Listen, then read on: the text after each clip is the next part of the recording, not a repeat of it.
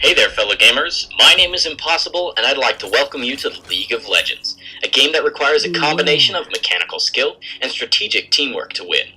As I said, my name is 1mposs1ble, and I'm here to give you some advanced tips and tricks to increase your skill level, awareness, and map-wide presence while laning on this map.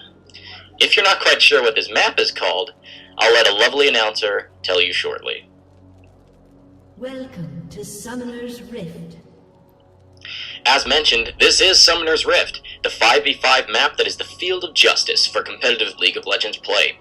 I'll be going in depth in this guide to enlighten a variety of players in how to up their game. Those of you who are new to League will find this both informative and easy to understand, while those of you who have been with League for a while but still might be struggling will find this an exciting new and fresh look at the game. My hope is that anyone who watches this will walk away feeling educated and excited. 30 seconds until minions spawn. As many of you will already know, by playing League or through Riot's tutorials, minions are the small creatures that spawn from your and your enemy's nexuses. The first thing I can teach you is that minions will win or lose the game for you. Minions grant gold to those who kill them and experience as they die. Minions also have similar mechanics to that of towers, and I'll teach you more about that soon, including how to use minions as an advantage in combat. Minions have spawned. Minions have just spawned, and as you can see them flooding on my base, there are 6 minions per lane. 3 melee and 3 ranged caster minions. It takes exactly 30 seconds for the first minion in line to reach the middle of this lane. That time segment also happens to be the delay between the spawning of each individual wave of minions, so that means that as soon as all allied minions and enemy minions engage in combat, a new wave is beginning to spawn within each base. As we approach the 2-minute mark here, all minions are here with me in the bottom lane. While I demonstrate how to last hit gold, I'll also speak to the effect of Minion Mechanics. Watch here as I go to attack Lux. She quickly returns a few autos and of course her Q before retreating from my damage. And as you could see, the enemy minions chose to forego attacking my allied minions and instead chose to attack me. And even though I was only able to get a few attacks off on Lux, she only returned 1 auto, but her minions were able to put out a significantly higher portion of damage. While you may not have necessarily noticed, but while in combat or after taking damage, I use a hotkey to consume a health potion or two, so that I can heal up and remain in lane for an extended period of time. This habit, and the ability to consistently stay in lane, is referred to as sustain. Too bad I didn't get her there, by the way. And while laning on the early minutes of the match on Summoner's Rift, sustain is paramount. This is because if you take too much damage from minions, monsters, enemy champions, you can't heal it back up, you'll be forced out of lane either through death or the avoidance of it. Allow me to demonstrate. Here I'll go, and I'll attack her. Her minions will switch to me, and I'll try and get that kill, but I was slowed by her E. But notice that those minions did switch from attacking my minions to instead attacking my champion. My minions also did the same until Lux was no longer in range. Now that Lux has taken a decent amount of damage, by pressing tab there, I could see that she didn't have enough health potions in her inventory to make up for that missing health. She's likely recalling behind her secondary tower in the Fog of War. And by now, Lux is likely on her summoning platform inside the red base, and likely purchasing more consumables to help her sustain similar attacks while she finally returns to this lane. Effectively, my aggression forced her out of lane for a short period of time. This means that not only does she miss out on the potential gold of blasting minions that are dying to her turret, but she also misses out on the experience that being around those minion deaths would grant. Also, she likely spent the little gold she was able to earn on consumables, whereas I was able to hold on to my gold, earn more of it while she was absent, and get a level advantage on Lux. All of these things give me a slight edge in my quest to kill Lux, her minions, towers, inhibitor, and eventually her nexus. Well, let's all welcome her back to lane, as we've missed her in her absence. Such a shame to keep a beautiful champion model in the Fog of War, but it's time to see the devastating damage that a tower can deal out. They're very scary early on, and as you can see, I'm almost out of consumables, and so taking excess damage from any source at this time likely means that I'll have to recall to my base, much like we forced Lux to do. Watch now as I try to foolishly attempt to secure a kill on Lux, even tracing through the radius of her turret. I'll just clear these waves. Alright, and as I aggress on Lux under the range of her tower, the tower will target me, and with each blow it deals increasing amounts of damage. I may have gotten that kill, but as you can see in my death recap, I took an enormous amount of damage from turret shots, rather than the actual damage from Lux herself. And now that I've gotten a kill and been forced back to my base to respawn, I also have the opportunity to purchase new items. While playing on this particular champion, I like to go for a combination of attack speed, lifesteal, damage, and movement speed. I think I'll pick up that Bilgewater Cutlass here. Alright, and now that I'm back in lane and I've got myself a few items, and what I hope to be a decent lead over my opponent in lane, it's time to see if I can take that lead I built myself and use it to my advantage. Let's see if I can get another kill or destroy that Hour turret. Meanwhile, though, while we're waiting for Lux to go back because she didn't have teleport, remember that minions spawn every 30 seconds.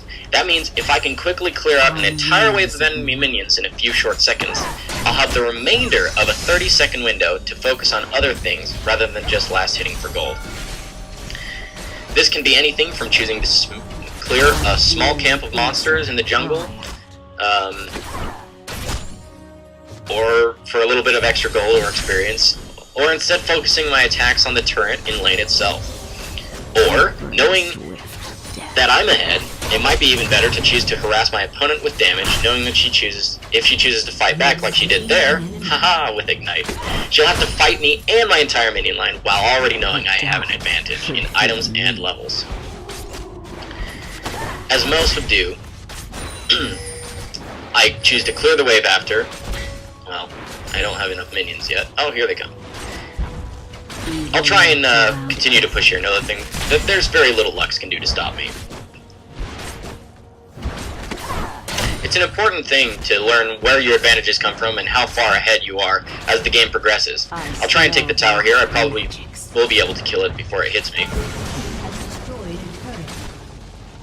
And as Lux comes back, of course, I'll try and get more kills as we go here, just to see what it looks like to snowball. All is laid bare. Even while ahead, it's important to realize where your advantages are and where they come from and how far ahead you are, as I said. Here I'll get another kill on Lux. Even though her gold value is starting to decrease, it's still important to keep that lead ahead. The dark should fear me.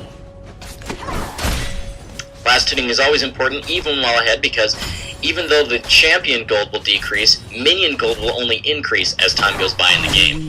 And if you miss gold from minions, you're missing out on guaranteed gold that comes every 30 seconds from the enemy nexus, versus the gamble that you might get a kill on the person in lane. The shadows are to I'll try and get Lux once again here.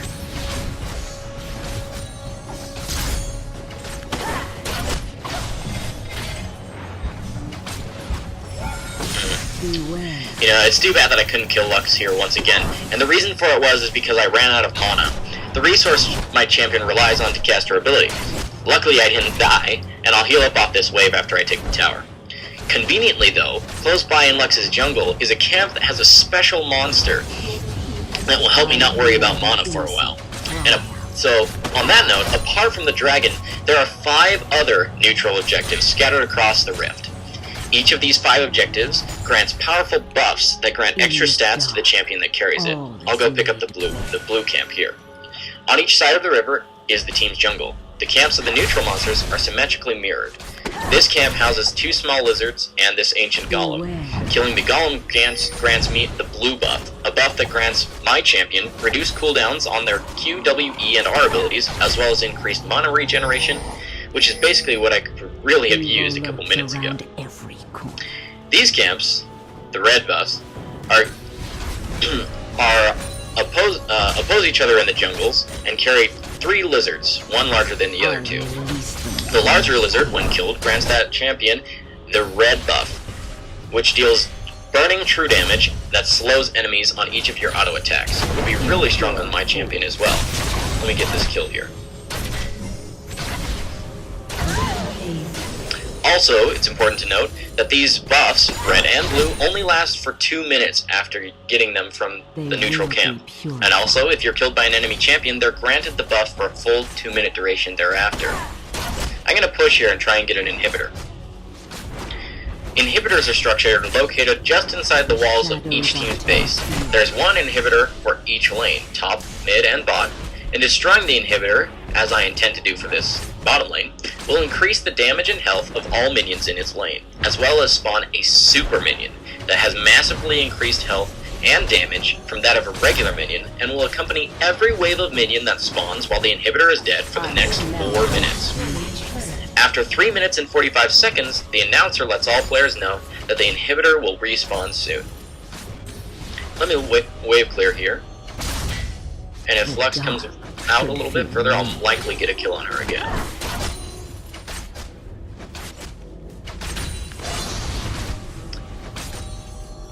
Just keeping her close by. I release them from their I also like the idea of regenerating a little bit of health before I start to attack her.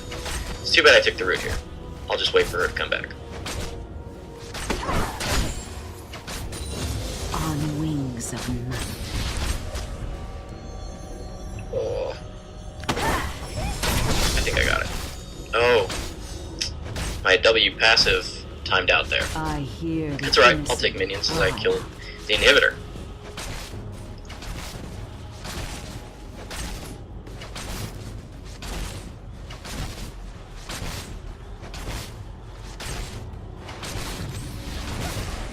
As you can see, I'm averaging just under 100 minions in the minion kills. You can see that in the top right hand corner of the screen.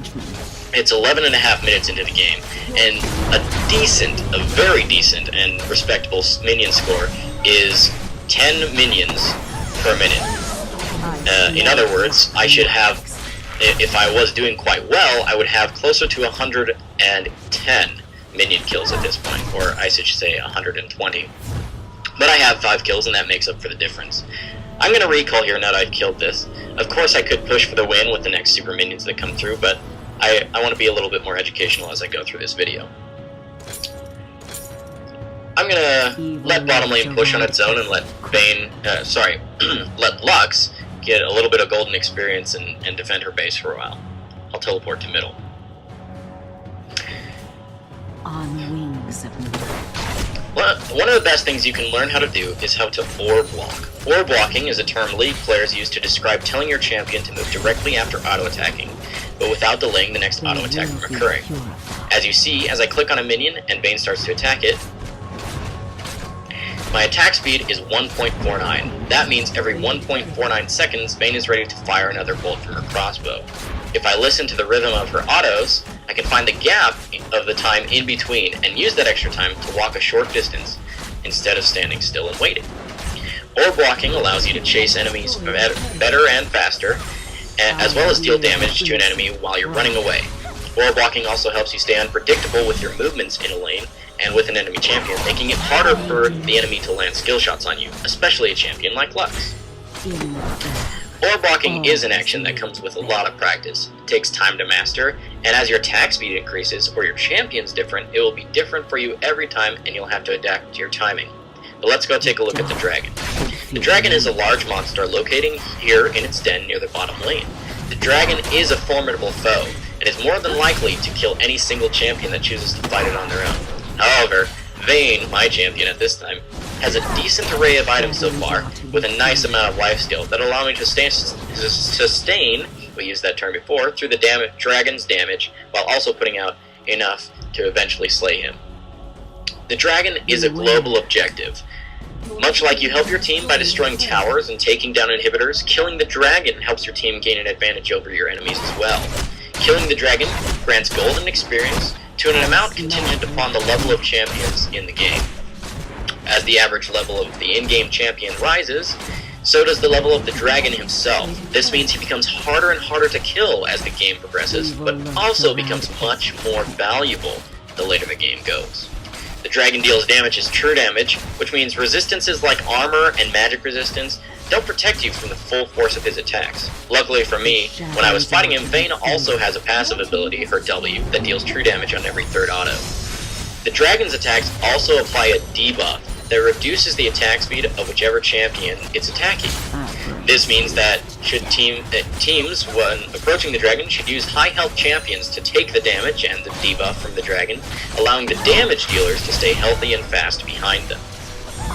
I'm obviously pushing for the win here, and great for me, Lux hasn't been able to catch up too quickly in the time that I've been running across the rift. But another thing to mention, were this game to go a little bit longer, and were a true 5v5 match, the last and final neutral objective on the Rift is Baron Nashor. He spawns here in this den by the top lane. He's a little too scary to talk about at this point. Down go the Nexus turrets, the final hurdles towards victory. And I want to say thanks for joining me in this episode of Impossible Tips. As you can see, things don't turn out well when you try to take Baron on your own.